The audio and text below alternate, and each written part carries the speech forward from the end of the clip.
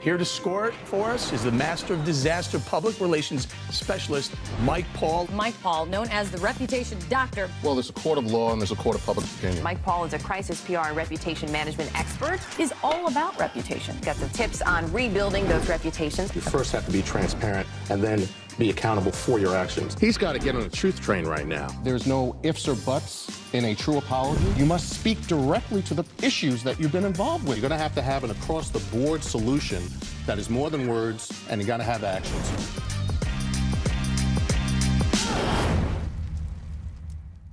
Let's do this.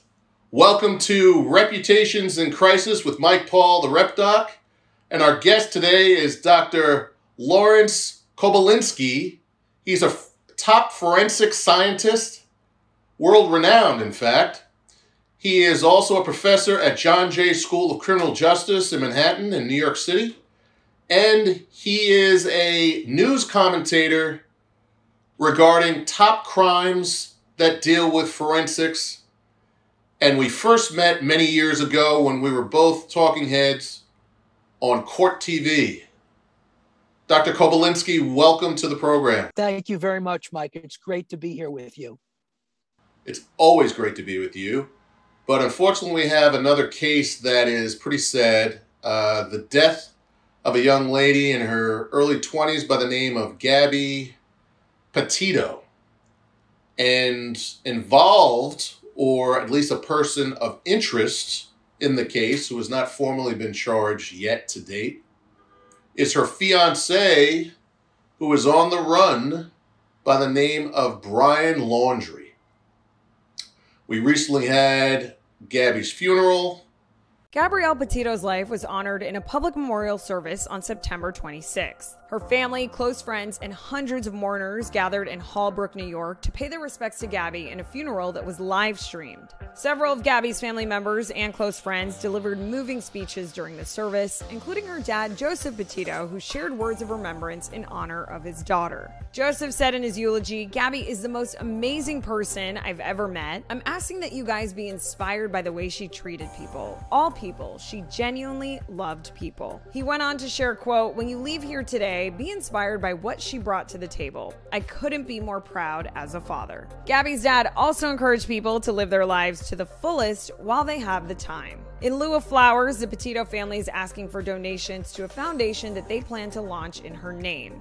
Gabby was found dead last weekend in the Bridger-Teton National Forest of Wyoming after going missing on a cross-country road trip with her fiancé, Brian Laundrie. Gabby and Brian had documented their adventures on both YouTube and Instagram. And according to NBC News, Gabby's own social media accounts, as well as communications with her family, revealed that she and Brian had traveled through Utah, Colorado, and Kansas before ending up in Wyoming. However, when Brian returned to the Florida home that they both shared with his parents on September 1st, Gabby was not with him. Her family officially reported her missing 10 days later and revealed that they had lost contact with her in late August. Police later identified Brian as a person of interest in the case, but have not named him a suspect in Gabby's death. More recently, a federal grand jury indicted him for unauthorized use of a debit card after Gabby died. A federal warrant for Brian's arrest has been issued. Her parents are speaking this week as well. But let's start from the first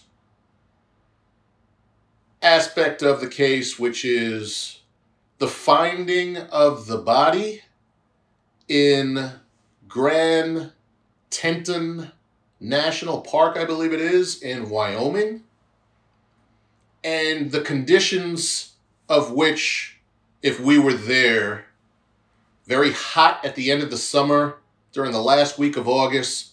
Walk us through it a little bit from a forensic perspective, Dr. Kobilinsky, as to what those medical examiners and others saw when they finally saw a body. Well, Mike, first of all, the terrain is very rugged, hilly, mountainous, and the temperature can go not only into the 80s, but at times into the 90s. So, and there's humidity and moisture in the air. So we're talking about an environmental issue here. Now, when a person dies, they go through various stages of deterioration and decomposition. there's normally 5 stages, but because of temperature, decomposition can be speeded up. And I got to tell you, in this case, I've been following the timeline from July 2nd to date.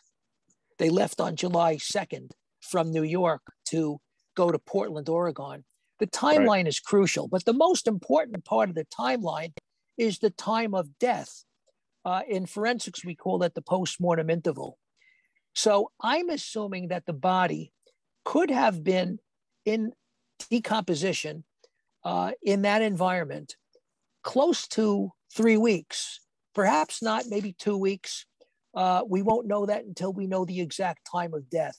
We have a fairly good idea now, but forensically, time of death becomes complicated because after 3 days, some of the telltale signs like livor mortis, rigor mortis, body temperature dropping to ambient from the normal body temperature, ion exchanges of potassium in the vitreous humor of the eye. There are various ways to tell the postmortem interval or the time of death. But after 3 days, it gets very hard. You need entomology. So I'm saying that if this case is going to hold up in litigation, we need to put Brian Laundrie at the scene of the homicide. I'm calling it a homicide because it hasn't yet been declared a murder. He's more than a person of interest. He's now considered a suspect. And of course, he's missing. So there's not much anybody can do. He can't be questioned. He's just, we don't even know if he's alive. But getting back to the scene of the crime, I think when the forest rangers from the Grand Teton National Park discovered the body or the remains, the FBI referred to it as remains. I think it was in a state of decomposition. I don't know how far, whether it was complete. I doubt that it was complete decomposition. If it were complete, it would have been skeletonization, which would have made it very, very difficult to nail down the cause of death, unless there was evidence in the skeleton. But we don't know that it was completely skeletonized. The body was in bad shape, I think. The coroner obviously took the remains, brought it back to the coroner's office. By the way, he did not do the autopsy. They brought somebody in from 360 miles away, a medical examiner, to actually do the autopsy. I also suspect there was perhaps an anthropologist, perhaps an entomologist, the insect person, all coming together. And to this day, they have not yet revealed the cause of death. That is the big mystery right now. We have the manner of death. There are 5 manners of death. There is homicide, suicide, accident, death due to natural causes, and indeterminate. We now have a declaration that this is a homicide. I think from the scene, the coroner could tell right away that this was not an accident. And, you know, that scene, that's worth talking about how the FBI handled the scene. But I will tell you that the body was in decomposition. The cause of death will be known shortly. My suspicion is they know it already. They just haven't declared it yet. And I'll stop here for more questions, Mike. Well, you're getting into a subject that I think is very important. So you said that someone's helped with the medical examination by coming over 300 miles away. So you and I have commentated on many cases over the years. And one of the themes that has arisen then and now is the lack of expertise in some of the sections of our country, in smaller towns and in more isolated areas. Let's start with the police before we get into the medical examiner. And you mentioned the FBI now taking over the case. I found it very telling that when the FBI made sure that the world knew they're in charge now, that one of the first things they said is, we follow evidence based on intelligence gathering and don't just have people out searching a wide swath of area based on guesses. So let's talk about expertise. How important is that from your expertise as well as your observation of the case overall in making sure the right experts are doing their job, period? Well, you're absolutely correct, Michael. You need the right expertise. I will tell you that this country has two kinds of examiner of death. One is a coroner, the other is a medical examiner. The coroner is just an elected position, and anybody can be a coroner. You can be a barber, a tailor, a shoemaker, and you could be elected as a coroner, but you can't do medical examinations. So they had to bring in a medical examiner. Now with the FBI, yes, I mean, if you're an expert, if you're the FBI or you know what you're doing, you're going to follow evidence, because that you got to follow the facts. You can't go with suspicions or hypotheses, because you'll end up running rings around yourself. In fact, right now, Laundrie is being searched in this Carlton Reserve, 25,000 square miles. Yes. It's a huge area. And so 25,000 acres, I'm sorry, that's what I meant to say. And it's a huge area. A lot of it is underwater.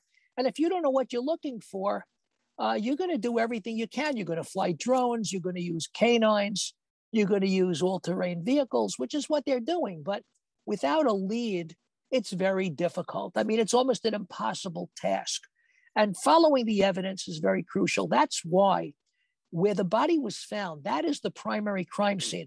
There are other crime scenes. The 2012 white van is a crime scene. The Laundrie home is declared a crime scene. The Mustang that Laundrie owned, that's a crime scene. So they have several different crime scenes, but the place where Gabby was found, that is the primary crime scene. And the FBI, there was some photographs showing markings on trees and on different rocks, because I think the FBI, using the procedure that is used, did a grid search and drew a schematic diagram and made measurements and everything that they were supposed to do. That's what professionals do. In fact, even the coroner came back the next day looking for some evidence. I mean, if she was, for example, hit over the head with some kind of rock or something of that sort, blunt force trauma as the cause of death, they may have been looking for that rock. So, you got to follow the evidence. You got to follow the facts. No guesses here, because you're going to waste time and money. And as time goes by, it gives the guilty person more time to get away. So I think things were done fairly well. The only mistake that, as you well know, people are saying that they should have kept closer watch, surveillance over Laundrie after he came back home to Northport driving that van. Absolutely. That's the mistake.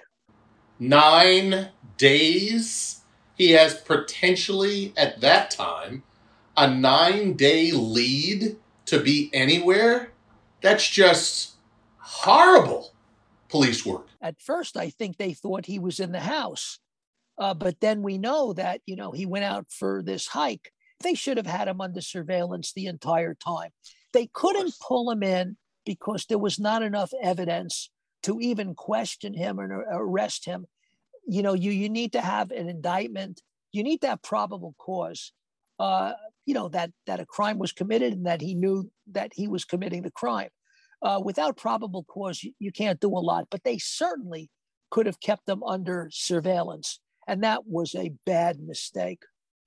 One of the things that has changed, especially over the last 10 years or so, or more, is the use of and the power of technology in an average citizen to give information to law enforcement. One of the reasons I believe this week that Gabby's parents are speaking out in this press conference, for example, is they're saying that if the public can help us, let's allow them to do so. And it's not just a phone call to a hotline.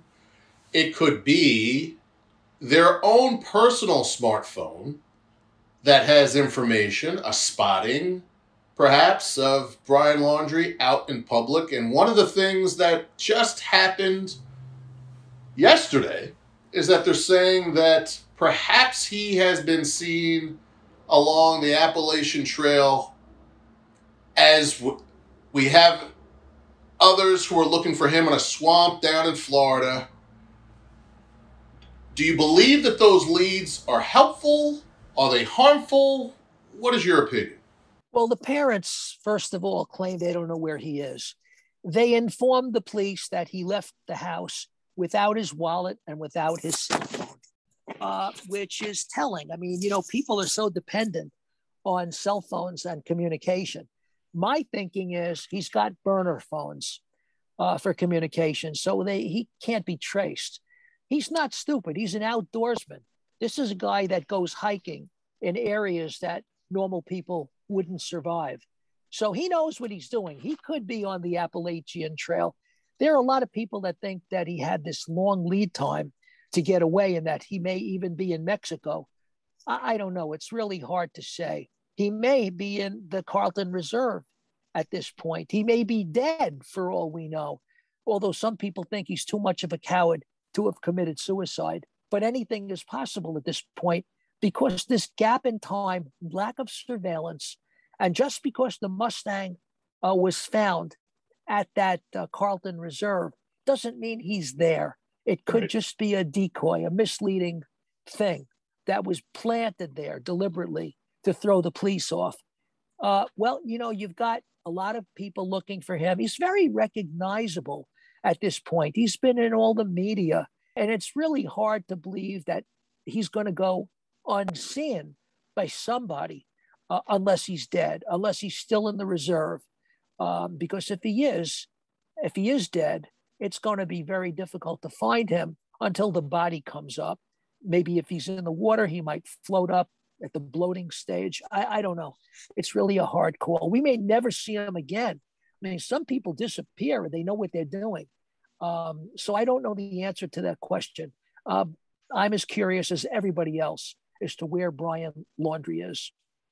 Well, one of the things that we do know, though, that is if he is alive, he has to eat, he has to stay somewhere, and there's a chance that he might run out of money or a resource to get food, shelter, the things that he needs to continue to survive.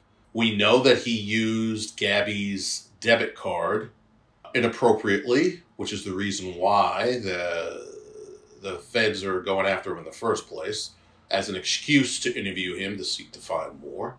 And at that point, he took approximately $1,000 off of that debit card in late August, the last day of August, I believe, and the first day of September. He used the debit card. Then we have a hitchhiker who's giving us some information that he was offering $200 at that point. So maybe he has enough money for several weeks or several months still. But we do know that law enforcement is pretty good at tracking those types of things, especially if money is involved and he has to come out at some point to get water or food or shelter of some kind. That's a very, very good point, Michael. I will tell you this. He raided more than the debit card. This was a Capital City Bank credit card, but he also raided two of Gabby's bank accounts. I really don't know how much money he has, but with cash is hard to track. Yeah, credit cards can be tracked. Phones, cell phones can be tracked, not burner phones. But like I said, he's an outdoorsman. When it comes to running around, escaping and evading police, I think he knows what he's doing. He's been successful so far. If he's alive, his whole mission is to escape and get as far away as he can. And he does have some money. It depends how much money he needs to survive for how long. You're right. Eventually he'll get caught that way. But I don't know. I don't know how long it's going to take to really track him down. I think you hit it on the head when you said some citizen is going to recognize him and call it into the FBI. And that may lead to his arrest. It is very rare for a situation like this to have a run-in days before with law enforcement. They were stopped. It was a domestic situation, obviously. Again, going to experience or lack of experience, an officer has to make a determination as to whether this young woman's life is in danger. Who is the one who is more aggressive than the other? Who is more believable than the other?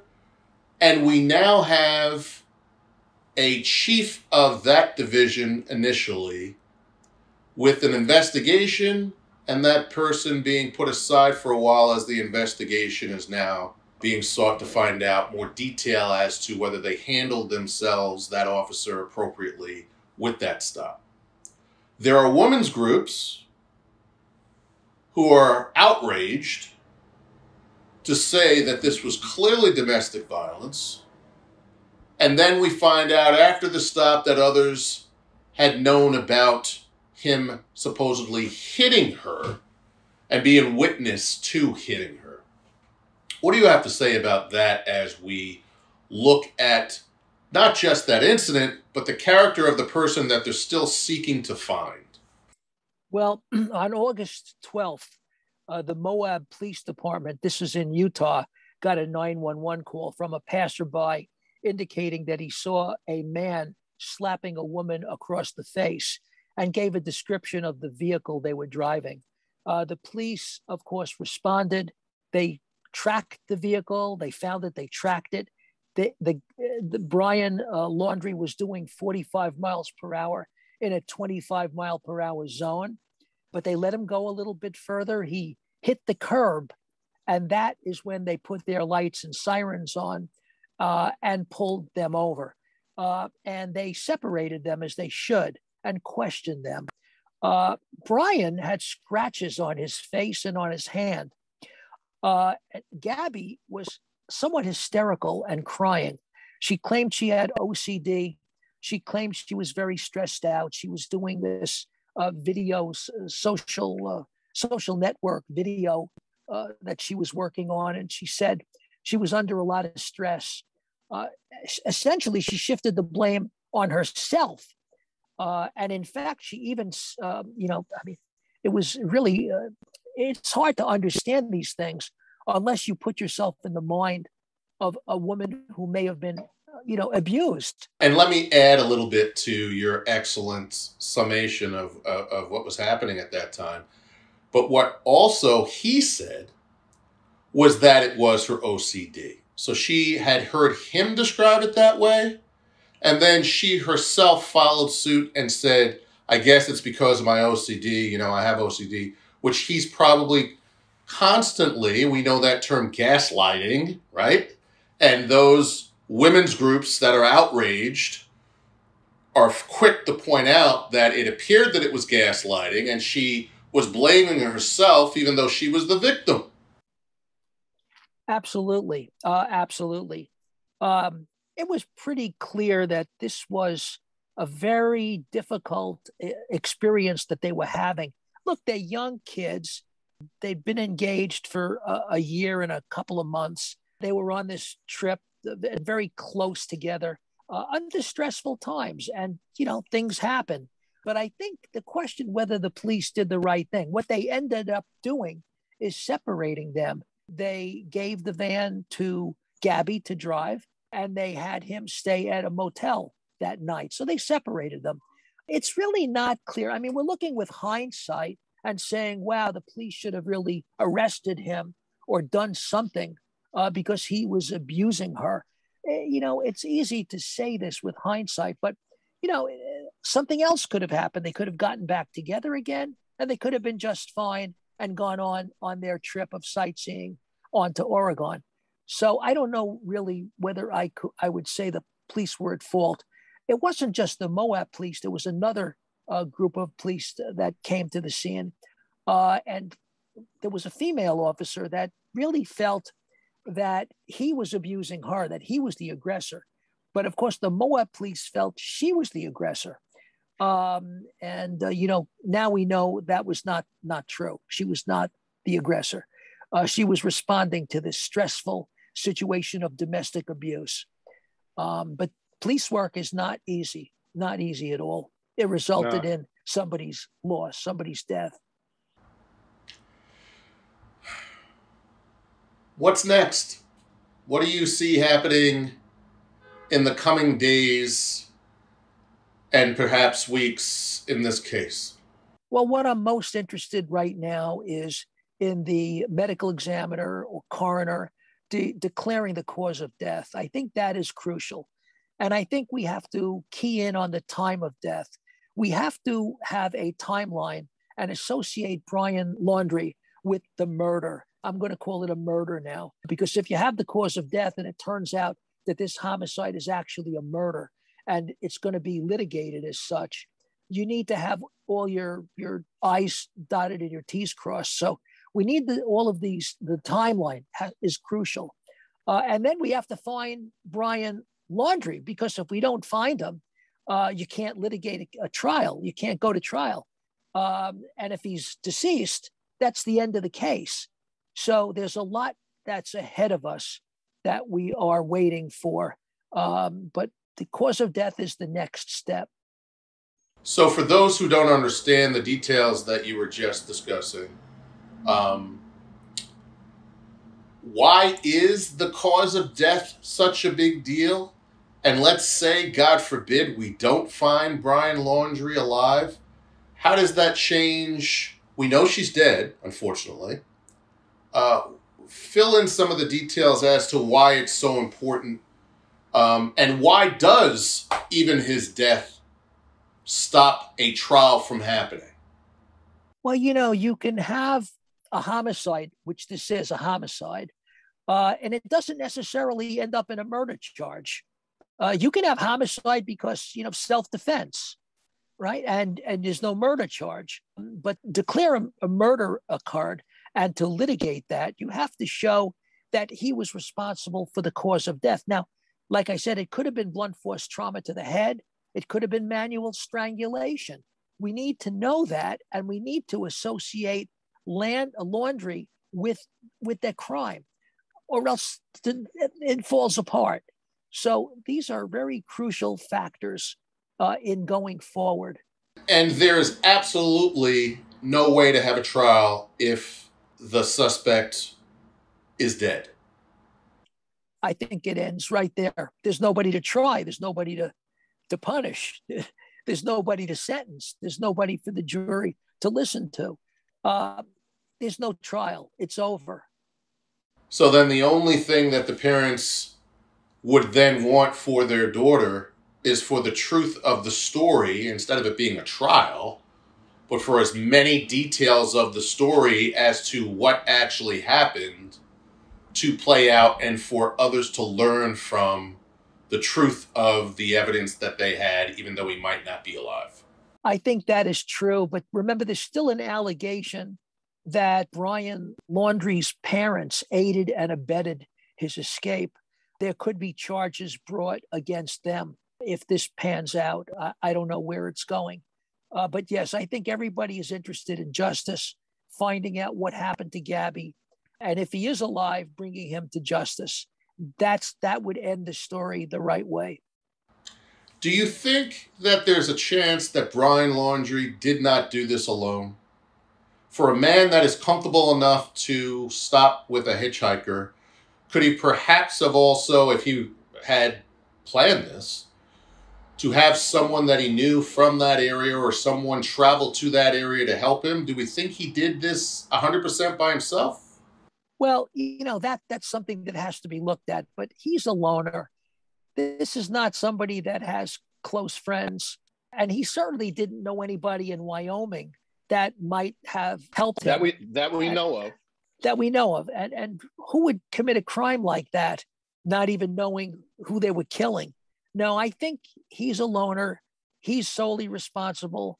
And I that's why the cause of death is so crucial here, to see what happened. Because, somebody could claim it was an accident and he got frightened and he ran. But right. It makes no sense given what we know. about his actions after he returned back from back to Northport. Final question. You have an opportunity to perhaps get a message to her family. If you're speaking to her family now through this episode, and they're seeking to ask you a question or seeking tips from a forensic perspective in how to best handle finding out more information about the death of their daughter, what advice would you be giving the parents if they're listening now? Well, I mean, this is just an incredible tragedy and unbelievable. A young 22-year-old, vibrant young woman taken away so soon. I mean, it's just a horrible situation, but I would tell her to have faith in the FBI. This is an organization. They know what they're doing. They will be transparent to the family once the legal stuff is finished. They will know exactly what happened, when it happened, how it happened. They will be briefed on everything. So they have to be patient. Justice will be served. We all hope. Thank you so much, Dr. Kobilinsky. I really appreciate you taking the time. I know that your voice isn't 100%. You're such a trooper. You still allowed us to have our interview today. So thank you very much. I greatly appreciate it. Thank you. It was a pleasure being with you.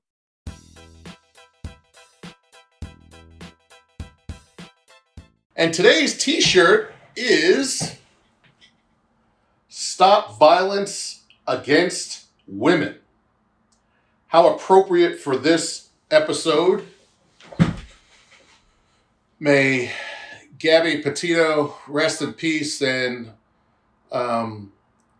we hope that what is learned from her tragedy is that, sadly, domestic violence situations exist. People's lives are at risk, and if you know of a situation like this and you're currently in a situation of domestic violence, obviously seek help as soon as possible. Thank you.